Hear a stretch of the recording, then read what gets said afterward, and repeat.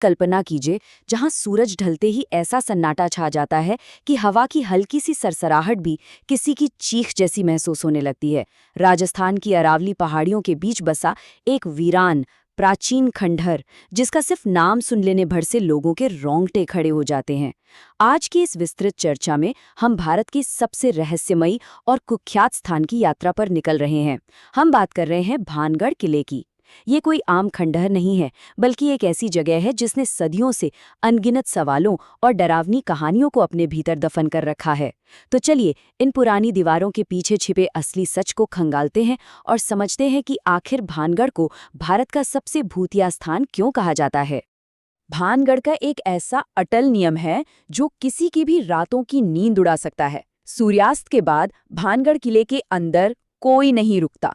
इसे जरा ध्यान से समझिए। ये कोई आम सलाह या गांव वालों की कही सुनी बात बिल्कुल नहीं है। ये एक बेहद सख्त नियम है। यहाँ तक कि हमारी अपनी सरकारी संस्था भारतीय पुरातत्व सर्वेक्षण, जो इन ऐतिहासिक धरोहरों की देखरेख करती है, उसने भी सूरज ढलने के बाद यहाँ प्रवेश पर पूरी तरह से पाबंदी लगा रखी है। जरा उस मंजर के बारे में सोचिए। जैसे ही सूरज छिपता है, परछाइयां लंबी होने लगती हैं और एक अजीब सी भारी खामोशी पूरे किले को अपनी गिरफ्त में ले लेती है। ये एक अकेला नियम ही इस पूरे रहस्य की सबसे बड़ी नींव है। मतलब ऐसा क्या है उस अंधेरे में जो किसी को भी वहां रुकने की इजाजत नहीं देता? तो चलिए अब इस कहानी में गहराई से उतरते हैं और देखते हैं कि इस खौफ की असल बुनियाद क्या है। भानगढ़ से जुड़ी कहानियों का एक पूरा का पूरा जाल है जो पीढ़ियों से अलाव के चारों ओर सुनाई जाने वाली कहानियों की तरह गूंज रहा है। इसमें सबसे मशहूर है एक तांत्रिक के काले जादू और एक भयानक शाप की कहानी, जिसने एक हंसते खेलते आबाद शहर को रातों रात वीरान कर दिया। सोचने वाली बात है ना, इतना बड़ा शहर अचानक पूरी तरह खाली कैसे हो गया? और फिर आती हैं वो बातें जो आज भी रूह कंपा देती हैं। अजीब और रहस्यमयी आवाजें। वहां जाने वाले कई लोगों का दावा है कि रात के सन्नाटे में वहां से औरतों के रोने की, चूड़ियों के खनकने की और अजीबोगरीब चीखों की आवाजें आती हैं। ये वो अनसुलझी पहेलियां हैं जो इस जगह को और भी डरावना बना देती हैं। और बात सिर्फ उन आवाजों की नहीं है जो कानों में पड़ती हैं। बात उन एहसासों की है जो शरीर में सहरन पैदा कर देते हैं। जो लोग दिन के उजाले में भी इस किले के खंडरों से होकर गुजरे हैं, वे अक्सर एक बहुत ही अजीब और गहरे मनोवैज्ञानिक दबाव का जिक्र करते हैं। वो बताते हैं कि भले ही आसपास कोई इंसान ना हो, लेकिन हर पल ऐसा लगा जैसे कोई उन्हें देख रहा हो। ये वो वाला एहसास है जब अचानक आपकी गर्दन के पीछे के बाल खड़े हो जाते हैं, जब बिना किसी वजह के दिल की धड़कन तेज हो जाती है।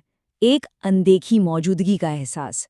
और सच कहूं तो यही वो शारीरिक और मानसिक प्रतिक्रिया है जो भानगढ़ की इन किंवदंतियों को सिर्फ किताबी कहानियों से निकालकर एक जीते जागते खौफ में बदल देती है। तो यहाँ सबसे अहम बात यह है कि क्या हम इस रहस्य को सिर्फ इन डरावनी कहानियों के नजरिए से ही देखते रहें, या फिर इसके पीछे कोई और सच भी छिपा है। जरा सोचिए, क्या होगा अगर इस वीरान किले की असली कहानी उन भूतों और अलौकिक ताकतों की कहानियों से भी कहीं ज्यादा बेचैन करने वाली हो। यहीं पर हमारी ये चर्चा एक बहुत ही दिलचस्प मोड़ लेती है। अब हम इन सुनी सुनाई कहानियों के तिलिस्म से बाहर निकलेंगे और इन चीजों को एक बिल्कुल नए, तार्किक और विश्लेषणात्मक नजरिए से देखना शुरू करेंगे। अब वक्त आ गया है कि हम कहानियों के पार जाकर असली गहराई को नापें। भूतों का विज्ञान और सच्चाई को उजागर करना। आइए अब तर्क की टॉर्च जलाते हैं और देखते हैं कि विज्ञान हमें इस अंधेरे में कौन सी नई रोशनी दिखाता है।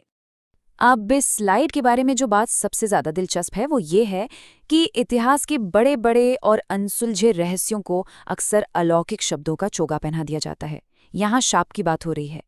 ऐतिहासिक नजरिए से अगर हम देखें तो जब कोई बड़ा शहर अचानक वीरान हो जाता है, चाहे वो किसी भयंकर अकाल की वजह से हो, किसी महामारी, पानी की कमी या फिर किसी युद्ध के कारण, तो उस जमाने के लोगों के लिए इस तरह के रातों रात हुए विनाश को समझना बहुत मुश्किल होता था।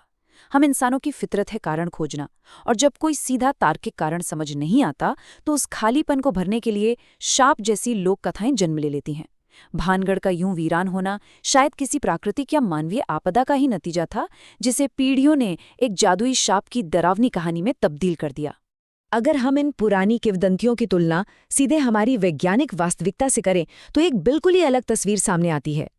एक तरफ है हमारे मिथक, वो ही अलौकिक शाप और भटकती आत्माएं, और दूसरी तरफ है असलियत, यानी भूतों का विज्ञान और हमारा खुद का मनोविज्ञान। विज्ञान हमें एक टर्म देता है, पैराडोलिया। ये हमारे दिमाग की वो चाल है जो खंडरों की आम परछाइयों या दीवारों के निशानों में भी खौफनाक चेहरे गढ़ देती है। इसके अलावा एक बहुत ही कम फ्रीक्वेंसी वाली आवाज़ होती है, जिसे इंफ्रासाउंड कहते हैं।